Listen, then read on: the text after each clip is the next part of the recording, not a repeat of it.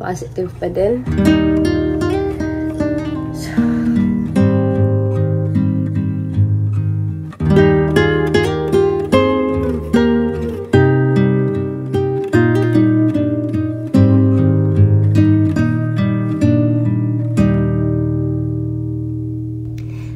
So, kagabi, I tested positive for COVID.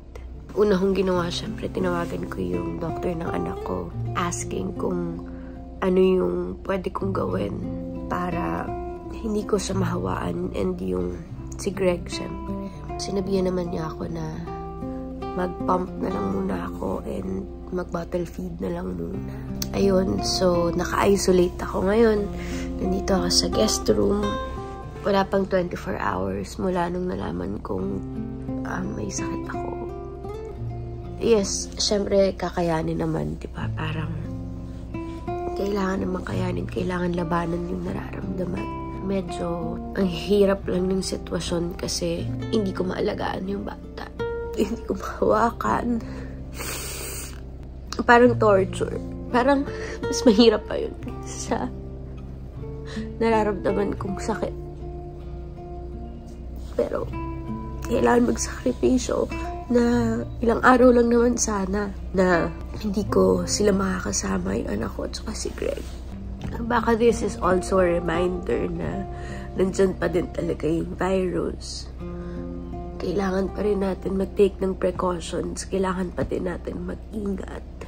Yun, lalaban, magdadasal para makarecover kagad and makabalik na sa normal. Sa ngayon, magpapahinga na muna.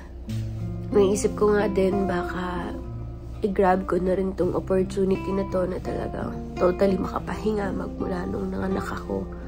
Hindi naman na ako nakapahinga, hindi na ako nakatulog ng lumagpas ng 8 oras na tulog. So, yun na lang yung mga iisipin ko. May silver lining pa rin naman lahat ng to. Lahat ng nangyayari may dahilan, may rason kung bakit. So, hanapin na lang natin yung lesson dito. Tignan na lang kung ano ang matututunan natin at babaunin natin in the future. Ayun, pakita na lang natin kung ano ang buhay na lumalaban with COVID. Ayan, so 11:30 na. Ito ang pangatlo na pag-pump ko today. Okay naman. Maganda naman yung milk production ko. Yes, safe naman na ibigay pa rin ang breast milk kay baby kahit na may COVID ka. Ayon sa aming doktor. Pero hindi naman ako expert, diba? Kailangan kausapin niyo pa rin ng doktor niyo kung ano ba talaga ang ideal. Pero ang doktor ko pumayag. So, yun ang susundin ko.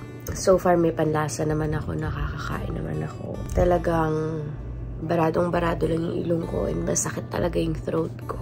Hindi naman ako inaantok. Medyo masakit lang yung kasukasuhan ko. But yun, fighting, lumalaban pa din. Binibisi ko yung sarili ko. Sineset up ko yung binyag ni Bean.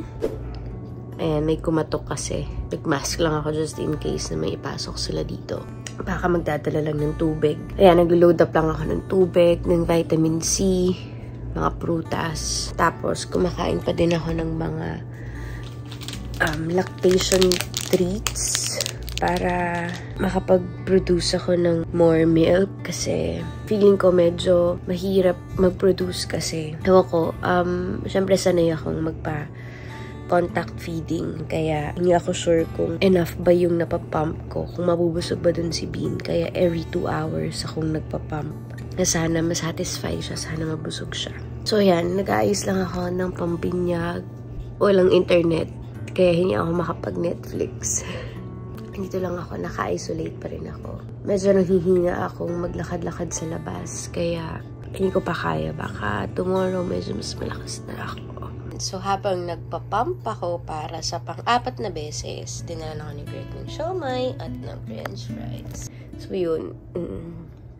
Katulog na ulit ako. Tulog lang. Tulog ka ay nagpapalakas. Yung anak ko, naririnig kong umiiyak sa baba like 1 minute ago. Pero, kaya yun ni Greg. Ay, 7 na ng gabi. Sobrang sama na ng pakiramdam ko. Parang ang hapdi-hapdi na ng balat ko sa init. Hirap na din kumain. Kaya like, hindi ako makaligo. Nahirapan akong kumain. Nahirapan akong umupo. Bumaling sa kama. Sana ito na yung pinakamatindi kong maramdaman. Inakita na ako ni Greg ng food. Meron ako fried chicken and sinigang. Ayan. Mahinom din ako ng paracetamol para makatulong siguro sa lagnat ko. Siguro isang pump na lang ako ngayong gabi. Tapos mamayang madaling araw na lang ulit. Drain na din yung pakiramdam ko. Narinig ko umiyak si Bean.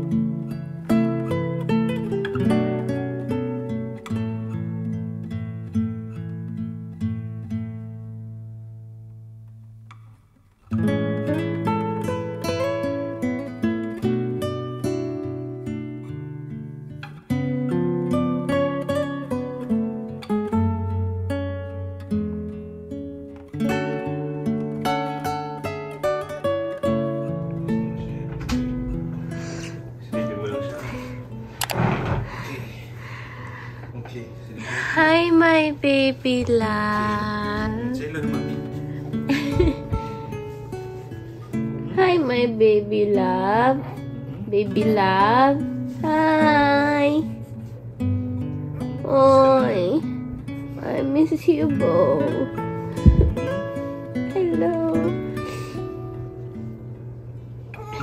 Oh. I miss you.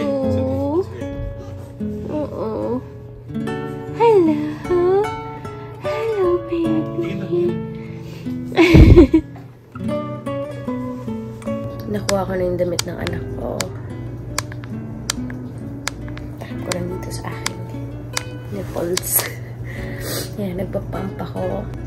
Baka last na to for tonight. Then, mamaya madaling araw na lang ulit.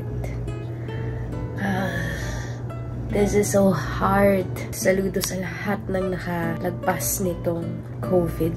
Ayun, so inaamoy-amoy ko itong damit niya. Sarap. Konti pa akong pang-amoy. Ayan, may panlasa pa rin naman ako. Pero parang nangangapal lang yung dila ko. Pag kinakain ko yung pagkain, parang siyang sumasabog sa bibig ko. Which is parang sobrang alat or sobrang asim ng kinakain ko. Or sobrang tamis. So, hindi ko siya ma-enjoy. Kaya, hindi ko na tinapos yung dinner ko. Kumain lang ako para may naman yung tiyan ko. And baka inom ako ng paracetamol para makatulong sa lagnat ko, sa sipon ko, and sa kuko ko. Anytime, siguro matutulog na rin ako. It's 7:30. Usually naman by 9 PM tulog na kami. So, ayun, sabi ko nga, diba, babawi ako ng pahinga ngayon. Sana tomorrow, kayanin ko na makaligo and makalakad sa labas. Makapag-walking, pero syempre with mask. Tsaka dito lang syempre sa may garden namin. And make sure na wala sila, malayo sila. Okay, good night guys. Hi, good morning. So this is day 2 of COVID. Nahirapan ako matulog kasi ang sakit na ilong ko, ang hirap-hirap huminga. Well, syempre kailangan ko na ulit mag-pump. Subukan ko maligo ngayon sa mainit na tubig. Wish me luck.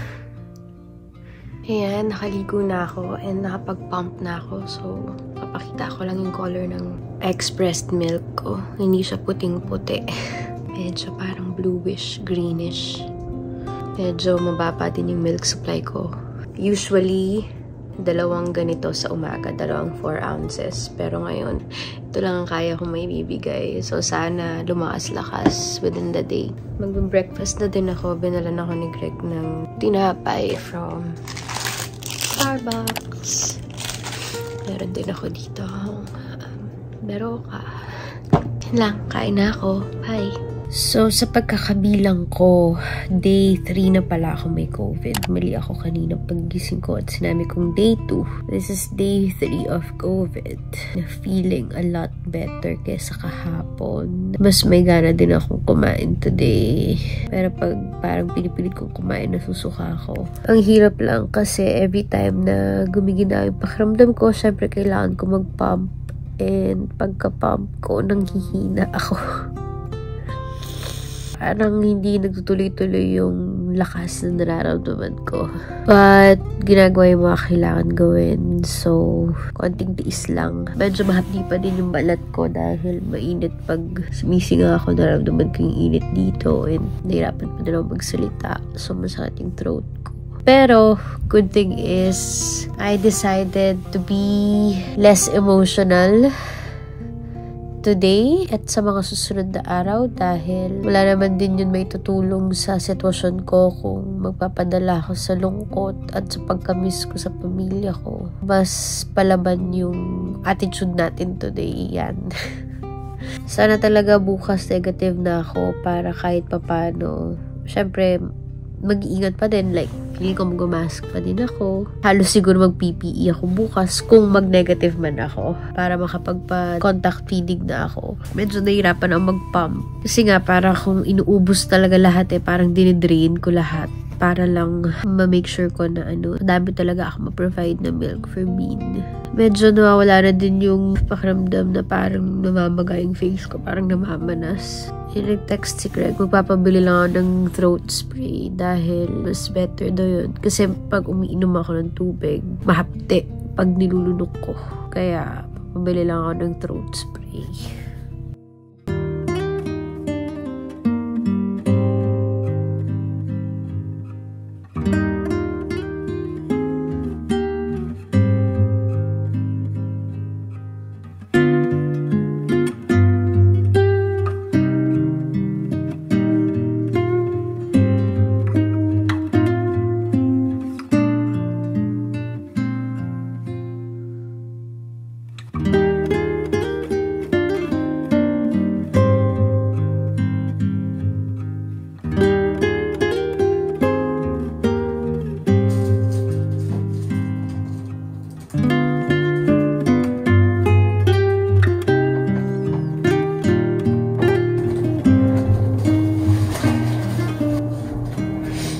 So, yan. Positive pa din ako today.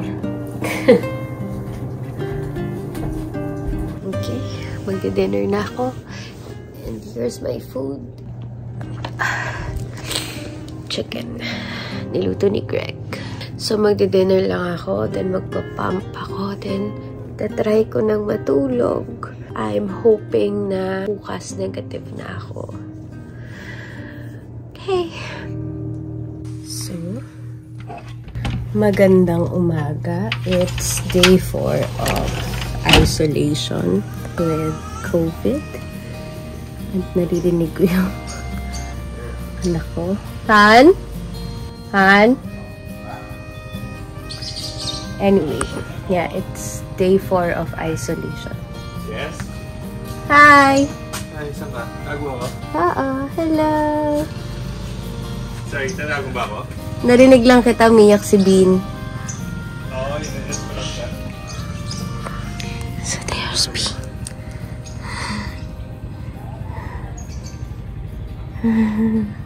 Hi! Hey, Mami. Galing ka na, okay? Miss ka na namin. Ayun. Okay. So, it's been 4 days since nagka-COVID ako. It's Thursday and it's 8 in the morning.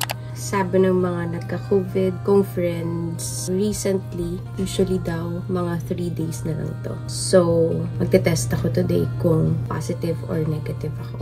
Check natin. Okay. Wish me luck.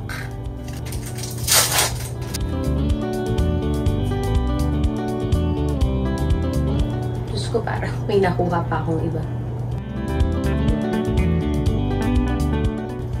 Gusto ko lang din talagang matahimik. Gusto ko malaman ng totoo. So, ulitin ko. Or no, nandito pa rin siya. Still intact. Try natin. Positive pa din. So, positive pa din. So, ano naman kaya papanoorin ko ngayon? Ano naman kaya? Diyos ko talaga. Anyway, sige, mag-iisip na ako ng kakainin. Bye. Sumayaw ka ulit. Sumayaw ka lang. At gumaan yung pakiramdam ko.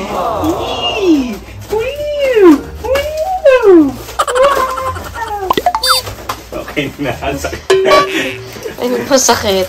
Hindi na ako pwede pumapasok pa. Wala akong mas eh. Sa kalapag. Kanino galing yan? Kay Laura, I think. Bye, hindi ka sure. Walang note eh. Pero siya yung kausap ko so far. Tapos marami mong papadala ng mga ibang stuff. Pagod dito ah. Kaya para magayos. Gusto yung anak natin sa baba. Kaya bala. Wow! May paandar yung Ninang Andoy na roasted tinola. Wow, wow, wow, wow! Grabe yung kaibigan kong Alora. Napakadaming pinadalang pagkain. Maraming salamat, Mi. Thank you. Opo, magpapalakas na po. Good morning. This is day 5, I think. Day 5 of isolation. So, nag-test ako kahapon. Still positive. Nag-test ako kanina umaga. Isang line na lang yung lumabas. So, nagmadali ako, naligo ako para kahit naka-mask ako, naka-cover halos yung buong katawan ko, makapagpatede na ako. Kasi medyo mahirap ang buhay pumping. Yung test, tinabi ko lang sa akin kasi kukunan ko sana ng video kanina na resulta na negative na nga ako. After ko maligo, pag-check ko ulit, may manipis na linya, pangalawang line.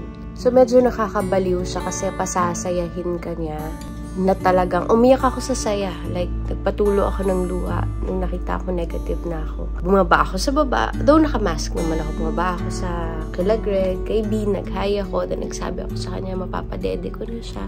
Tapos nag-smile siya talaga ng todo. Buti pala naligo ako kasi kung hindi, kung na-excite ako at nagpadede na lang ako, baka nakapasa pa ako ng bacteria sa kanya, ng virus. Kung akala ko graduate na ako dito sa pag-pump, hindi pa pala. Okay. Yan, buhay pumping.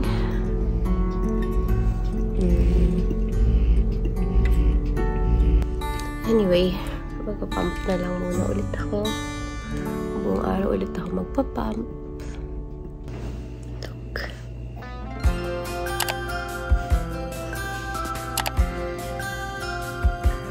Hi!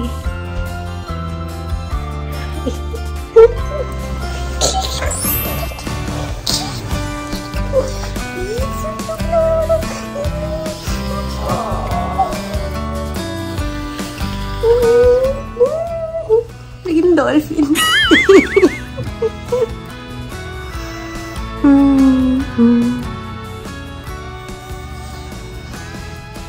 Patayin ko na yung video.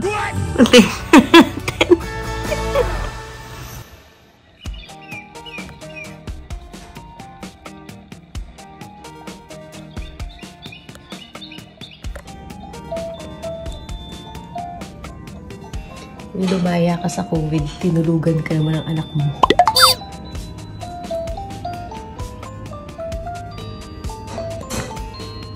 So, reunited na kami ng baby love. Grabe yung pagdede niya. Grabe. Damang-dama ko yung pagka-miss niya sa akin. It feels so amazing. Ang sarap, ang sarap. Sa pakiramdam na mahawakan na ulit siya. Oh, galing na. Kaya nang ibalik ka. Ay, independent na talaga tong anak ko. At pumapayag na siyang mag-video habang dumidede. Yeah? I'm so happy. Pero syempre, kahit negative na ako, gusto ko pa din mag-mask. It's my 6th day mula nung nagka-COVID ako. So, day 6 ako nakakuha ng negative result. But, mag-iingat pa din. Siguro hanggat may nararamdaman akong parang sipon, hindi muna ako magtatanggal ng mask. Wala munang mga paghalik-halik sa baby. Kokontrol ko pa rin yung panggigigil ko, syempre. Magpapalakas pa din ako. Tutuloy ko yung mga vitamin C. Gulay muna yung mga kakainin. Pakiramdam ko para akong kandilang nauubos. Kanina medyo nagligpit ako kasi ng room na pinaggamitan. Nakakapagod siya. Ang sarap ba yan? Ang sarap ba yan?